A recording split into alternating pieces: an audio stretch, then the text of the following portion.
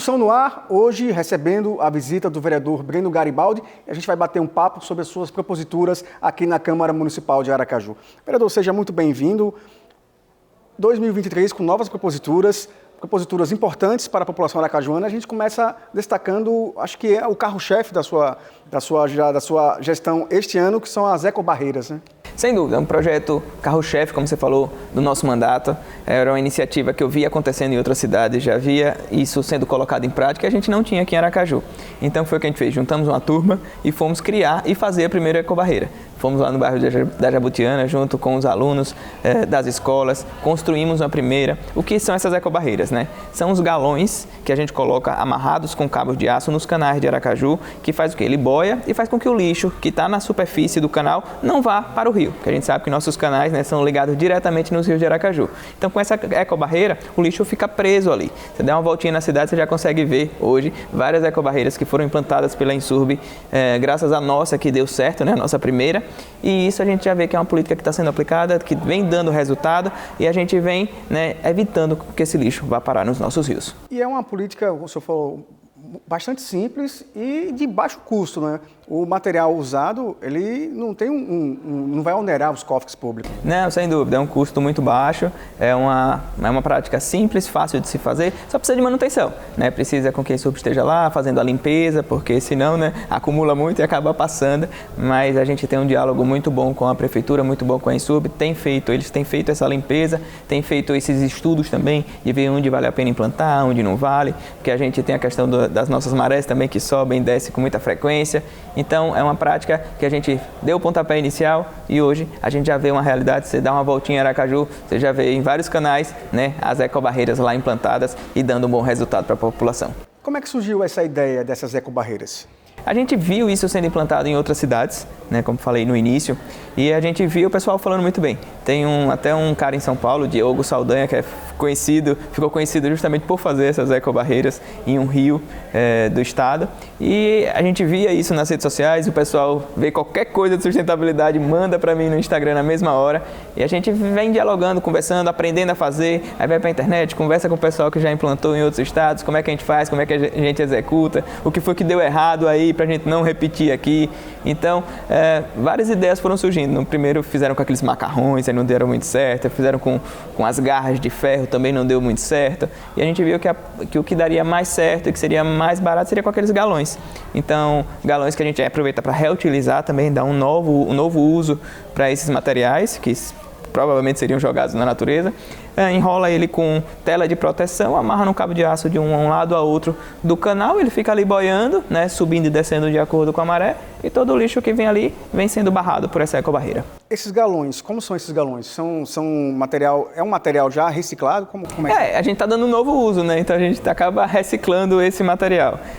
Tem que ter cuidado com o tipo de galão que vai usar para acabar não contaminando as águas. Então a gente precisa saber de onde vem, qual a origem, qual era o material que estava ali dentro, porque tem galão que usa para detergente, tem galão que usa para gasolina, diesel. Então tem diversas formas de se fazer isso. O que importa é que tenha um material flutuante, que não seja poluente, né? E que barre e que consiga segurar esse lixo que vem por cima dos canais. A gente sabe que é uma prática, infelizmente, de Aracaju. As pessoas acabam jogando muito lixo nos canais. A gente dá uma volta, vira e volta, vê carroceiro, né, despejando nos canais. Material de construção. A própria população vem, sofá. A Insurb, de vez em quando, manda para mim as fotos. A quantidade de coisa que aparece nas ecobarreiras é impressionante. E é muito falta de uma educação ambiental da população, que acha que aquilo ali vai para algum lugar de tratamento. Gente, os canais de Aracaju são extensões dos nossos rios. É muito importante que a população saiba disso, né, que está conectado diretamente. Então, o canal que está ali, tudo que está ligado naquele canal vai parar diretamente in natura para o rio. Então, seja lixo, seja esgoto, então é muito preocupante. Por isso que eu bato sempre nessa tecla, para que a gente entenda muito a diferença do que é drenagem, do que é esgoto. Os canais são de drenagem, é para receber apenas água limpa, água de chuva, e tudo que vai extra ali, a gente está poluindo os nossos rios e comprometendo as populações. Muitas vezes a população mais carente, que sobrevive da pesca, que vive nas margens do rio. Então, a gente vê os nossos rios morrendo e muito é por conta disso. Por isso que a gente precisa de uma política educacional forte nessa questão ambiental. E além da questão ambiental, de, como o senhor bem falou, poluir os rios, também traz um grande problema para a população, que é a drenagem da chuva. Com os canais sujos, obstruídos, a água da chuva não tem para onde ir. Ocasiona o quê? Enchentes, inundações, transtornos para a população, como tivemos recentemente. Né? A gente tem um grande problema, da cidade, dos centros urbanos, que é a impermeabilização do solo. Né? Hoje em dia se impermeabiliza tudo, todo mundo quer asfalto, todo mundo quer impermeabilizar tudo, você tem um terreno, você quer cimentar ele todo, mas ninguém pensa nas consequências disso. Por isso que a gente tem que pensar, a chuva vai cair, precisa ir para algum lugar. Como é que acontece no ambiente natural, né? Você tem as árvores, a chuva cai, a árvore segura ali um pouco aquela chuva antes dela cair no solo, então você tem um tempo, né? Você tem uma filtragem também, que a árvore ajuda a filtrar essa água que chega com alguns poluentes, que passa na grama, que permeia o solo. O que aconteceu na cidade? Impermeabilizamos tudo. Né? Então essa água cai de forma muito rápida, encontra o asfalto, corre de forma rápida, vai para os canais de drenagem e não dá tempo, né? Não dá tempo dessa água permear. Então o que acontece são inundações na nossa cidade. Então a gente precisa rever esse modelo de cidade. Por isso que eu bato tanto na tecla do plano diretor, para que a gente pense nas taxas de permeabilidade que a gente não tem. Os terrenos precisam ser obrigados a deixar taxas de permeabilidade maiores. Né? A gente tem condomínios aí gigantescos que acabam cimentando tudo. A zona de expansão está sofrendo isso. São condomínios novos que vão chegando, impermeabilizando o solo, aterrando as lagoas, e essa água vai para onde? Acaba indo para a rua e a população não conseguindo chegar em casa.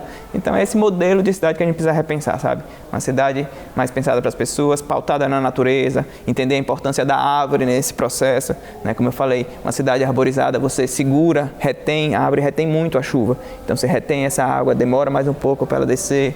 Então é repensar esse modelo de cidade, por isso que a gente bate tanto nessa tecla do meio ambiente que acaba impactando no todo. O senhor, além de vereador, por formação, o senhor é arquiteto e urbanista, conhece bem essa vivência e tem uma preocupação voltada também para o meio ambiente, muito mais focada para o meio ambiente. Outro projeto de lei é o projeto de lei 216/2022, que institui o programa Ruas Vivas. Que programa é esse? É um projeto legal também, que a gente já vê acontecendo em outras cidades. São Paulo tem um exemplo, claro, né, que é a Avenida Paulista, que fecha nos finais de semana para que a população possa utilizar, né, as avenidas. E esse projeto veio de uma demanda da população das áreas mais distantes, né, podemos dizer, da periferia. A Zona Norte, pessoal, até da Zona de Expansão, áreas que o pessoal não tem área de lazer. Né? Para a gente que mora na Zona Sul é fácil, tem praia, tem parque, tem calçadão, né? Mas muita gente não tem acesso a essas áreas de lazer em determinados pontos da cidade. Então, esse projeto vem com a ideia de que ruas e avenidas possam ser fechadas, né, nos finais de semana, nos feriados, e que sejam instituídas práticas de lazer, de cultura, né, que a gente possa fechar para que aquilo vire um calçadão, onde o pessoal possa praticar atividade física, jogar bola. Antigamente tinham as ruas de lazer, né? Eu lembro disso quando eu era pequeno, um pouco mais novo, e tinha muito, o pessoal jogava bola, o pessoal levava, né, brincadeira, a própria prefeitura tinha essas ações. Então, vem com um pontapé inicial para que a própria população, se as associações quiserem, podem pedir esse fechamento da rua para iniciar essas ações, e é uma prática também, né, uma tentativa. Dando certo, com certeza isso será ampliado. Seria algo semelhante ao que é feito aos sábados na Orla da Atalaia. Sim. Mas é isso, né? Na Orla da Atalaia é feito durante um período de tempo, acaba privilegiando as pessoas com mais condição, que vai praticar suas atividades físicas. A ideia é poder ampliar um pouco mais isso para todas as áreas da cidade. Para que o nosso telespectador tenha um pouco mais de ciência, possa saber melhor como funcionaria, seria, por exemplo, pegar uma avenida no Bugio, a gente fecha aquela avenida por determinado tempo, em um dia específico, para que as pessoas possam percorrer a avenida, possam circular livremente, sem o uso de carro, apenas de pedestre. Seria basicamente isso. Sim, eu sou muito dessa pauta, de tentar tirar um pouco as pessoas dos carros, né, que as pessoas possam vivenciar e viver um pouco mais a cidade. Com a tecnologia, com o uso do automóvel, a gente perdeu isso de conviver com as pessoas. Eu digo que as pessoas moram nas suas casas, nos seus condomínios, né? Entram nos seus carros, vão para o trabalho. As pessoas não vivem mais, não convivem com as pessoas. Muitas vezes mora num prédio, mora num bairro, não conhece nem mais seu vizinho, não conhece mais as pessoas do lado. E isso é muito importante, né? Para a sociedade, para esse convívio social. A gente precisa retomar isso. E esse projeto vem com esse intuito também, né? Que a gente possa atrelar e aumentar esse convívio das pessoas. Então, você fecha uma rua, com certeza o vizinho vai estar lá, vai botar seu filho para andar de velocípede, para aprender a andar de bicicleta, né? O outro já vai chegar também já com outra brincadeira e diminuir um pouco as desigualdades, né? Acho que essa é a grande pauta. Então, a gente precisa conviver mais, conviver com os diferentes, conviver mais com as pessoas, trocar mais experiências e sair um pouco mais disso, tanto do digital, porque eu acho que está causando muitos problemas aí para a cabeça de muita gente, principalmente das crianças e dos adolescentes. Como você bem falou, as crianças de hoje em dia, elas não têm uma vivência de rua, uma vivência de brincadeiras de pega-pega, de corre-corre, de se esconder. Eu sou de uma época em que a minha infância foi na rua, brincando na rua. Uhum. Então, eu tenho uma vivência totalmente diferente das crianças de hoje em dia. Então, esse projeto visa justamente resgatar essa vivência. Sem dúvida. Eu digo que a gente está tendo que voltar ao passado, né, para tentar alcançar algumas coisas que a gente acabou perdendo com o nosso dia a dia, com o uso da tecnologia. Eu também vivi ainda, sou novo, mas não sou tão novo assim não, é mais da cara, mas vivi muito isso também de brincar na rua, de juntar primos, juntar família, fazer churrasco em calçada e fazer essa interação social que é muito importante. Precisa retomar um pouco isso para que as pessoas melhorem um pouco, porque eu acho que a nossa sociedade está morrendo, né? Está morrendo mentalmente, a gente vem numa fase de distanciamento, as pessoas não se preocupam muito com as outras, não sabem o que está acontecendo, e a gente vê as consequências disso no dia a dia, né? No noticiário a gente vê o que está acontecendo com a cabeça da população. Esse projeto não é só um projeto de ruas livres, é um projeto que com certeza é para pensar e impactar a sociedade como um todo. E como o senhor bem falou, também é uma forma de inclusão, né? De inserir toda a sociedade num contexto. Como o senhor falou, que alguns setores têm o privilégio de ter um calçadão na 13 de julho, uma orla da Atalaia. Nem toda a população tem acesso a esses meios, a essas áreas de lazer. Essas áreas de lazer, né? É isso mesmo, assim, a gente vê algumas regiões e tem alguns bairros que eu tenho convivência, que eu tenho proximidade. Você vai no São Conrado, não tem uma área de lazer, uma população muito grande, concentrada. Eles não têm um espaço onde eles possam ficar, onde eles possam conviver, jogar uma bola, né, botar os meninos para brincar. Acaba acontecendo ali, mas por uma falta de opção. Então precisa o poder público também chegar junto com a infraestrutura, né, levar a Secretaria de Cultura com apresentações culturais, Secretaria de Esporte, levando material também para o pessoal, né, que possa jogar sua bola, fazer as diversas atividades, seja skate, seja o que for, né, para que a população possa se apropriar disso. Isso vale para a Soledade, vale para o São Conrado, vale para o Bugio, como você trouxe muito bem. Então, diversas áreas da nossa cidade que não tem áreas de lazer, possa, né, fechar lá sua rua por um determinado tempo, fazer seu churrasco, jogar sua bola, fazer o que bem entender e utilizar a rua, né? Porque eu digo que a rua é feita para as pessoas e a gente precisa aproveitar isso, nem que seja no final de semana. E o senhor tocou num ponto fundamental, a questão das pessoas terem a possibilidade de jogar bola. O que a gente vê hoje em dia? Antigamente a gente tinha vários campos de futebol espalhados pela cidade. E hoje, com o crescimento da população, a urbanização, a gente acabou perdendo esses espaços. Uhum. E esse projeto traz essa possibilidade novamente. Sim, infelizmente não, vai ter que jogar na calçada, né? Não vai ser mais na calçada, não, no asfalto. Não são mais, infelizmente, os campos estão sendo perdidos muitas vezes, né? Pela especulação imobiliária, vai chegando, são áreas privadas que vêm, constrói e a população acaba perdendo. E não é só perder o campo de futebol, é muita coisa que impacta com isso. É você tirar as pessoas de jogar bola, isso impacta diretamente na saúde pública, impacta diretamente na cabeça dessa população, impacta em diversas coisas. Então, é entender que cidade é uma questão de saúde pública, o jeito que a gente pensa a cidade. Então, a gente precisa, sim, ter área de lazer, pessoal, praticar suas atividades físicas, né? Já melhora aí os problemas de coração, os problemas cardíacos, a gente sabe o sedentarismo gigante que existe na nossa cidade cada vez mais. Então, que as pessoas possam rever e repensar um pouquinho o modelo de cidade que todo mundo sai ganhando. Nós vamos fazer uma pequena pausa, mas não sai daí, porque a discussão volta já.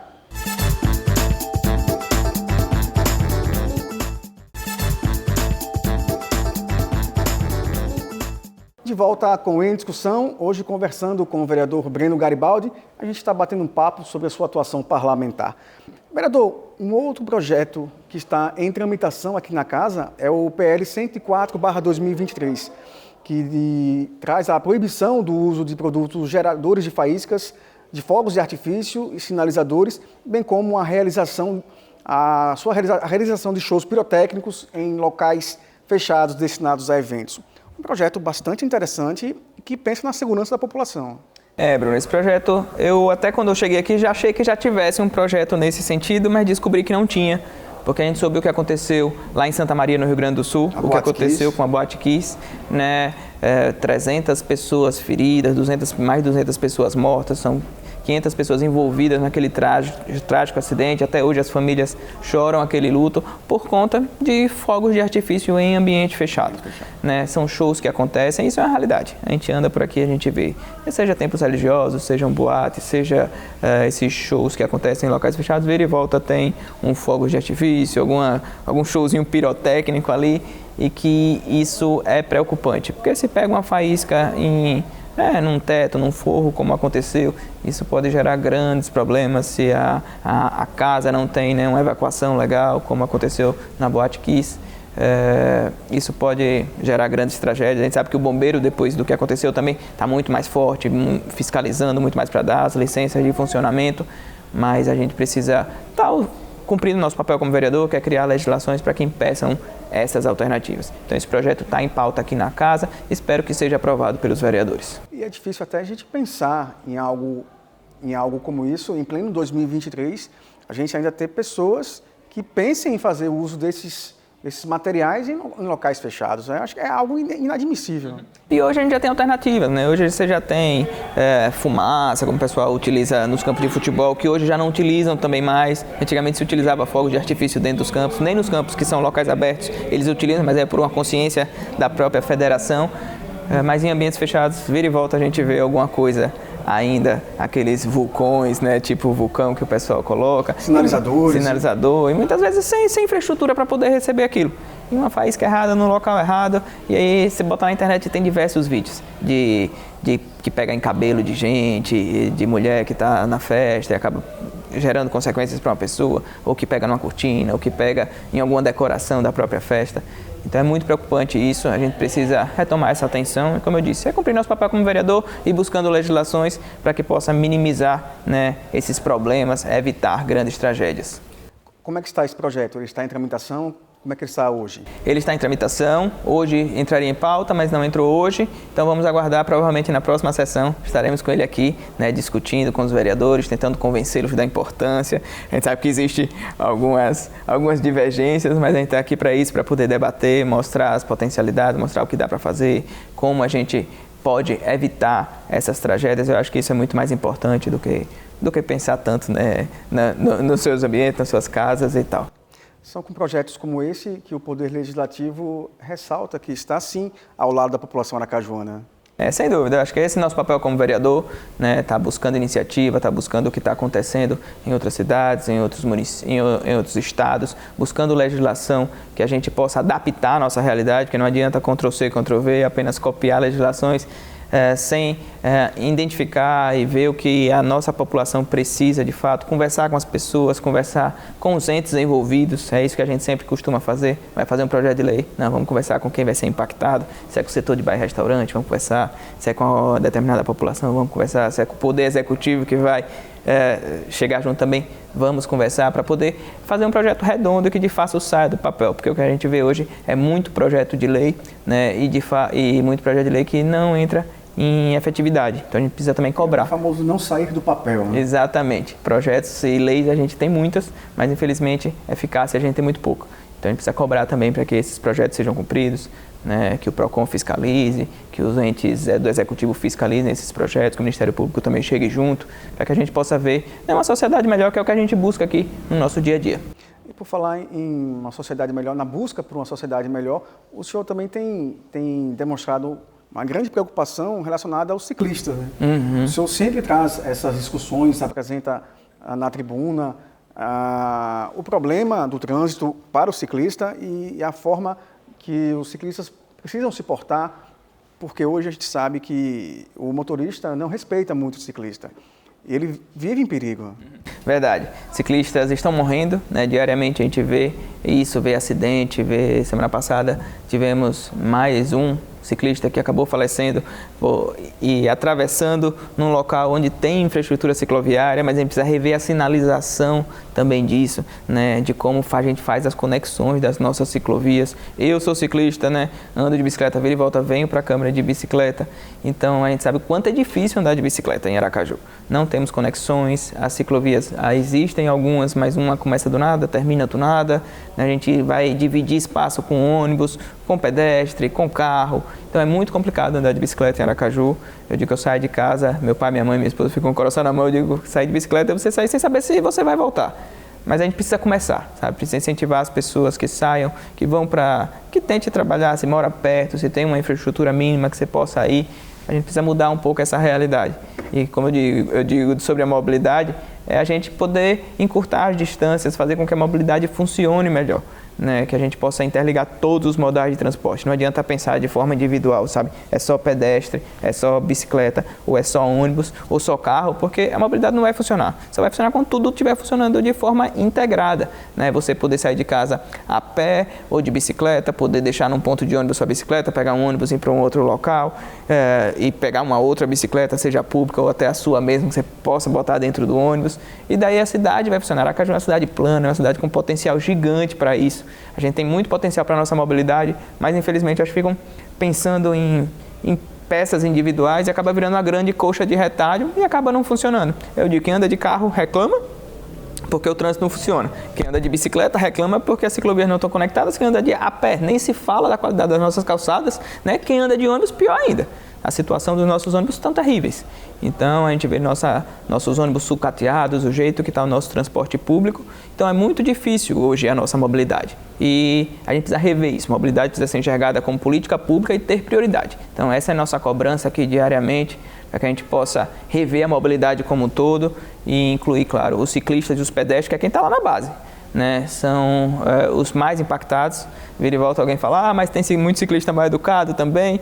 Tem, mas imagina um carro bate num ciclista, você está ali. A força proporcional é totalmente diferente. Você está dentro do carro, no máximo seu carro vai arranhar o ciclista, a chance dele morrer é muito grande, principalmente em determinadas velocidades.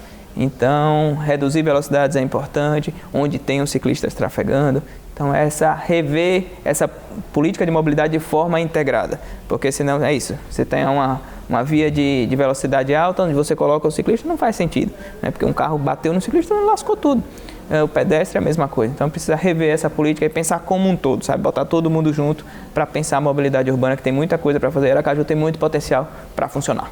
É pensar a mobilidade com todos, para todos. Exatamente, Bruno. Essa é a nossa briga, botar a população para dialogar, ouvir muito, sabe? A gente precisa ouvir os ciclistas, ouvir os pedestres, ouvir quem anda de carro, ouvir o pessoal do ônibus e não parar com isso de fazer projeto e pensar a mobilidade no gabinete, sentado numa prancheta, passando o traço, aqui vai ser uma avenida.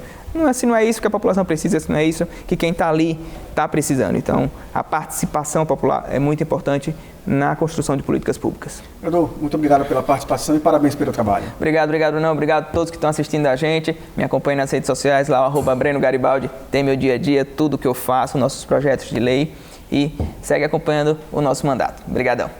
Obrigado, vereador. Esta edição do Em Discussão fica por aqui. Muito obrigado por sua companhia e por sua audiência. A gente se vê na nossa próxima edição. Até lá!